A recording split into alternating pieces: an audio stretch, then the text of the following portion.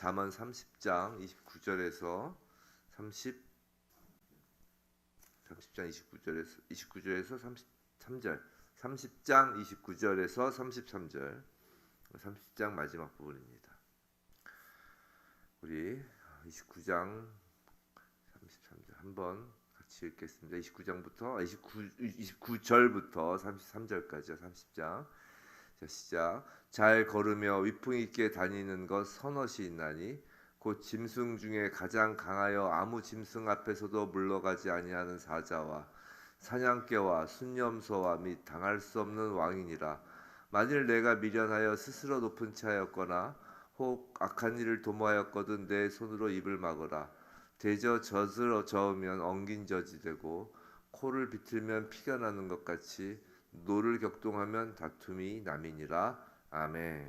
오늘 우리는 왕으로 보냄받은 그리스도인입니다 라는 제목으로 잠언 30장 29절에서 33절까지 말씀을 받을 때 정말 이 땅의 왕이 아니라 이 땅에서 하나님 나라의 그 왕의 신분으로 내려온 정말 하나님의 왕자, 공주, 그 왕같이 이 땅에서 우리가 살아가길 주님의 이름으로 축원합니다. 자, 오늘로 이제 아굴의 잠언인 잠언 30장은 끝납니다. 그리고 이제 내일부터는 이제 르무엘 왕의 어머니가 훈계한 잠언, 잠언 마지막 31장을 하게 되죠. 아마 이번 주 안에 잠언이 다 끝날 것 같습니다. 정말 처음 잠언 시작할 때 막막했거든요. 야, 이거 어떻게 하나. 그래서 이 잠언을 시편 때도 그랬는데 이 시가서 설교가 참 어려운 것 같아요. 시가서. 욥기는 그래도 좀 나아요. 욥기는 사실 욥기도 어렵죠. 왜냐하면 욥기도 비슷비슷한 말이 계속 반복되잖아요. 그 옆에 세 친구들 동원해서. 근데 이제 시편 때도 그랬는데 이 잠언 때는 시편 때보다 더 이거 정말 어떻게 하나 그랬던 것 같습니다. 하나님의 은혜로 지금 30장까지 오고 있는데 제가 제일 은혜 받았어요. 저는 이 말씀 통해서 제가 언제 이렇게 잠언을 꼼꼼히 한번 이렇게 볼 기회가 있었나 그런 생각을 했습니다. 저만 은혜 받으면 안 되는데 우리 성도님들도 은혜 받기를 정말 원합니다. 자, 30장 29절에서 30절 한번 보죠.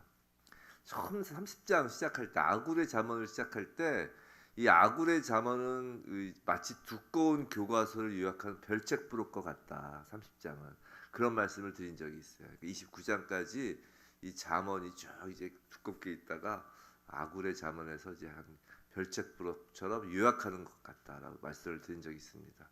이 왕을 키워내기 위한 잠언의 요약본인 것이죠. 아굴의 잠언이.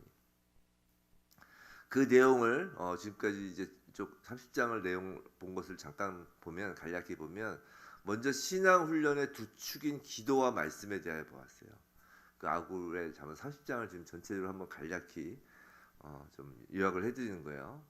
그 두 축인 기도와 말씀에 관한 것을 보았는데 그리고 그 기도와 말씀의 핵심 키워드는 겸손이었습니다. 겸손. 그 다음으로는 이제 본론으로서 이제 세상에 뿌려진 죄악의 씨앗들에 대하여 보았어요. 그 죄악의 씨앗들이 이제 4개씩 이렇게 묶음을 나눠서 뿌려져 있다고 그랬죠. 그래서 그 4묶음씩 되어 있는 건 4개를 보았어요. 그리고 죄악의 씨앗들이 뿌려진 세상을 지나면 그 다음으로는 이제 세상에서 작은 자이지만 지혜로운 것을 배웠습니다. 선한 것이죠. 앞에서 죄에 대하여 4가지를 이야기를 했다면 4묶음을 이야기했다면 그 다음에 이제 작은 자이지만 지혜로운 선한 것 4개를 이렇게 기록하고 있었습니다. 이게 이제 저번 주 금요일까지 본 내용이에요. 자, 아굴의 잠언은 먼저 기도와 말씀이라는 기초를 세우고 그 다음에 죄악의 4가지 세트였잖아요. 이게 바로 혼돈과 허무, 흑암으로 표현할 수 있는 죄악이라는 밤을 지나서 지혜의 빛, 그 4가지 지혜의 동물들이 있었죠. 이 지혜의 빛이 떠오르는 것을 쫙 보여주는 것이에요. 그리고 하나님이 원하시는 이제 왕의 모습이 등장하는 것입니다. 오늘 그 왕의 모습이 나타나는 아굴의 잠언 이제 결론 부분이에요. 다시요. 지혜 그 기도와 말씀으로 딱 기둥을 세우고 기초를 세우고 먼저 죄악에 대해서 쫙 설명을 하고 그 죄악을 쭉 물리치면서 지혜의 빛이 떠오르죠. 그 지혜의 빛 가운데 이제 왕이 쫙 등장하는 거예요. 29절입니다. 29절. 잘 걸으며 위풍 있게 다니는 것 선엇이 있나니. 자, 마지막 네 가지, 이제 지금까지 네 가지 쭉 봤죠. 넷씩 이렇게 묶어서 나왔다고. 이 마지막 네 가지는 이제 죄악을 떠나서 하나님의 지혜로 이제 빚어진 이제 왕의 모습이다라는 것이에요. 바로 하나님의 자녀인 여러분 말이죠. 자, 29절에서는 잘 걸으며 위풍 있게 걷는 왕을 묘사함으로써 이제 마음의 두려움이나 떨림 없이 기쁨을 가지고 당당하고 힘차게 행진해 나가는 왕을 이제 묘사하고 있는 것입니다. 잘 걸으며 위풍 있게 이 땅에서 잘 걷고 넘어지지 말고 위풍 있게 이제 다녀야 된다는 것이죠. 자, 구체적으로 네 가지의 특징을 갖습니다. 왕은 첫 번째로 위엄과 권세가 있습니다. 30절 곧 짐승 중에 가장 강하여 아무 짐승 앞에서도 물러가지 아니하는 사자와라고 합니다. 지금 아굴은 사자라는 짐승을 통해 왕을 표현합니다. 사자가 어떤 짐승과 맞서도 절대로 굴하지 아니한다는 것을 강조하는 것이에요. 성도 여러분, 성도는 마치 짐승 중에 가장 강한 짐승인 사자와 같다는 것입니다. 어떤 짐승 앞에서도 물러서지 않습니다. 그런데 그건 우리 스스로가 강해서가 아니에요. 우리의 왕이신 하나님, 우리의 왕이 바로 하나님이시기 때문입니다. 우리에게는 왕이신 하나님이 주신 그 위엄과 권세가 있어야 하는 것이에요. 무엇이 우리의 천성 가는 길을 가로막고 있나요? 무엇이 우리의 천성 가는 길, 새하늘과 새 땅으로 가는 그 길을 가로막고 있나요? 가난과 질병과 같은 환난인가요? 화려한 네온사인과 같은 죄의 유혹인가요? 인간의 힘과 능력이 아니라 하나님이 우리 뒤에 계시기에 그깟 환난, 그깟 유혹, 정말 우리가 위엄과 권세를 가지고 돌파하는 그 왕의 모습이 바로 우리 성도인 것입니다. 왕의 모습, 우리는 왕의 형상을 띈 것이에요.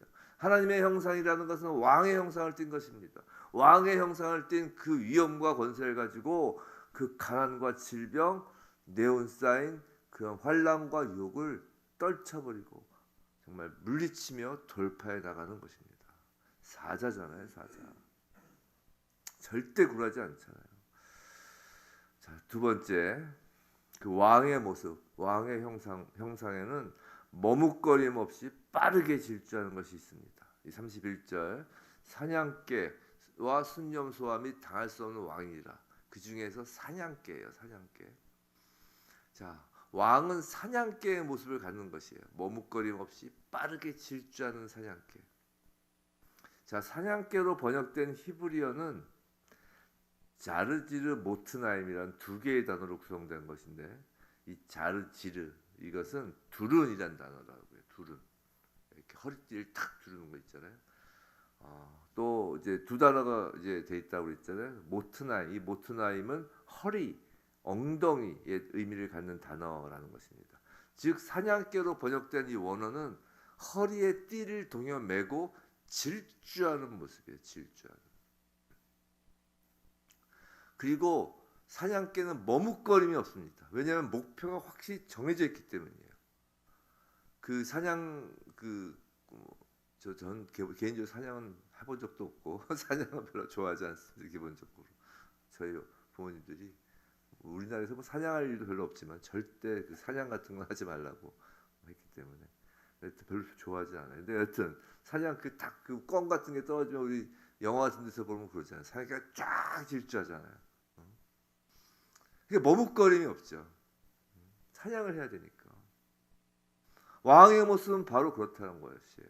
머뭇거림 없이 허리에 띠를 동여매고 목표를 향해서 질주하는 모습이라는 것이죠. 성도 여러분, 하나님이 이 땅에 보낸 왕인 성도는 세상의 왕처럼 비대하고 긴 옷을 질질 끌고 다니는 모습이 아니에요. 왕 하면 이렇게 떠오르는 그 형상들 있잖아요. 그 형상이 아니라고요. 오히려 허리를 지끈 매고 짧은 옷을 입고 쉬지 않고 달려가는 모습이라고요.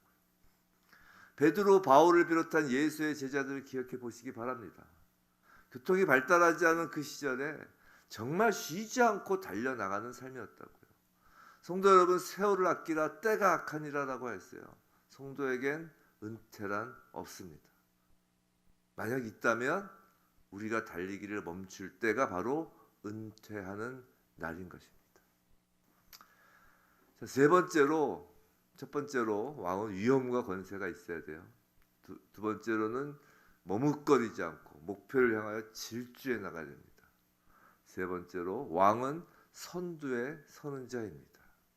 31절에서 순념소라고 하죠. 순념소. 이 순념소로 번역된 히브리어는 타이시라는 단어인데 이게 머리로 치받다, 머리로 받아버리다라는 의미의 말에서 유래한 것이라고 그래요. 머리 이렇게 받는 것. 염소를 연상케 하죠. 당시의 순념소는 자신의 가족을 보호하기 위해서 선두에 서서 당당하게 전투태세를 갖추며 싸움이 벌어졌을 때 결코 물러서지 않는 굳센 기계를 가진 동물로 알려져 있었다고 해요. 성도 여러분, 하나님은 절대 뒷짐을 지시고 뒤로 물러나 계시는 분이 아닙니다. 하나님이신 예수 그리스도께서 맨 앞에서 십자가를 지고 맨 앞에서 사망의 권세를 깨부시고 맨 앞에서 첫 부활 생명의 문을 여셨다고요. 하나님은 절대 뒷짐지고 뒤에 계신 분이 아니라고요. 예수가 그렇게 맨 앞에 계셨기에 예수의 영인 성령을 받은 하나님의 자녀는 누구의 뒤에 숨는 자가 아니라 맨 앞에서 솔선수범하는 왕의 모습을 갖게 되는 것입니다. 왕은 선두에 서는 자입니다.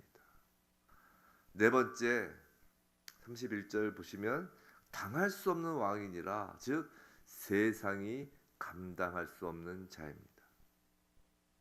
히브리서 11장은 믿음장이라고 하죠. 이 히브리서 11장 믿음장이 바로 그 유명한 이런 사람은 세상에 감당하지 못하느니라 라는 그 말이 있는 것이에요. 그 믿음장이라고 불리면서 세상에 감당할 수 없는 믿음의 사람을 소개하는 것이죠. 히브리서 11장 38절에 이렇게 괄호로 이렇게 되어 있는데 히브리서 11장 36절, 37절, 38절을 제가 한번 읽어드릴게요. 히브리서 11장 36절, 37절, 38절. 또 어떤 이들이 조롱과 채찍질 뿐 아니라 결박과 옥에 갇히는 시련도 받았으며 37절 돌로 치는 것과 톱으로 켜는 것과 시험과 칼로 죽임을 당하고 양과 염소의 가죽을 입고 유리하여 궁핍과 환난과 학대를 받았으니 38절 이런 사람은 세상에 감당하지 못하느니라. 그들이 광야와 산과 동굴과 토굴에 유리하였느니라. 사랑하는 성도 여러분, 하나님이 이 땅에 세우시는 하나님 나라의 왕은 세상이 생각하는 왕이 아니라 세상이 감당할 수 없는 왕이라고요. 근데 우리는 세상이 생각하는 왕을 꿈꾸기 때문에 세상이 감당할 수 없는 왕이 아니라 세상이 휘둘리는 왕도 아닌 종처럼 사는 것이라고요. 히브리서 11장 36절부터 38절 제가 읽어드린 이 말씀을 보시면 이 세상에 보냄받은 하나님의 왕은, 하나님 나라의 왕은 조롱과 채찍과 결박과 옥에 갇히는 시련을 받고 돌로 치고 톱으로 힘을 당하고 궁핍과 환난과 학대를 받고 광야와 산과 동굴과 토굴에 유리하는 모습을 띈다라는 것이에요. 이런 사람을 세상이 감당하지 못한다는 것이에요. 세상은 그런 왕을 가두고 죽이려고 한다는 것이에요. 하지만 절대 빛은 어둠 속에 갇힐 수 없습니다. 어둠은 빛을 죽일 수도 없어요. 보통 우리는 하루를 아침부터 밤까지라고 생각하잖아요. 우리 사고는. 근데 성경에서는, 유대인들의 사고는 그 하루는 저녁부터 어두운 밤을 지나 그 밤이 감당할 수 없는 빛이 드러나는 아침까지를 하루라고 하잖아요. 유대인들은 저녁부터 아침까지가 하루라고요.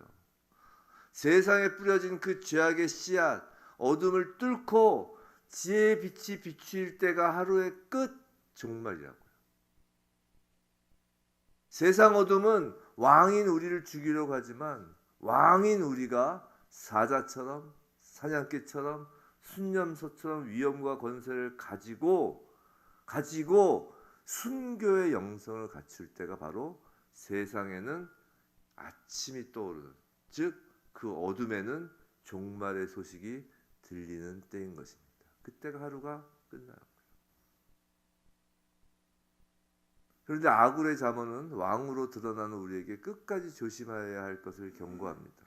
우리가 순교의 영성을 가졌다 할지라도, 그 영성으로 살아간다고 할지라도 절대 조심해야 될 것, 잠언의 거의 결론과도 같죠.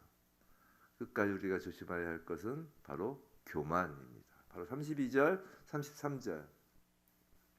32절은 교만을 경계하라라는 말씀이죠. 그리고 33절은 이 교만으로 인해 생기는 부산물과 같은, 아니 교만이 어떻게 보면 당연한 결과물과 같은 분노와 다툼을 지금 표현하고 있는 것이에요.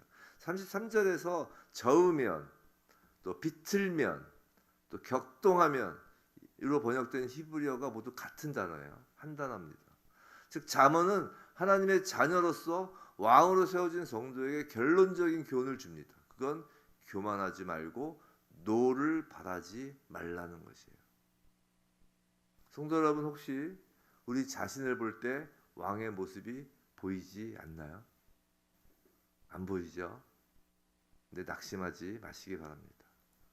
우리 눈에는 왕의 모습이 전혀 안 보여도 하나님은 우리에게서 왕의 모습을 보십니다. 우리 눈에는 안 보여도 하나님의 눈에는 우리에게서 왕의 모습을 보신다. 믿음은 바라는 것의 실상이요 보이지 않는 증거라고 했습니다. 하나님의 눈엔 바로 저와 여러분이 이 땅에 보냄받은 왕인 거예요. 부디 믿음으로 하나님이 우리에게 보이시는 그 왕의 모습이 정말 우리를 통하여 세상에 드러나길 주님의 이름으로 축원합니다.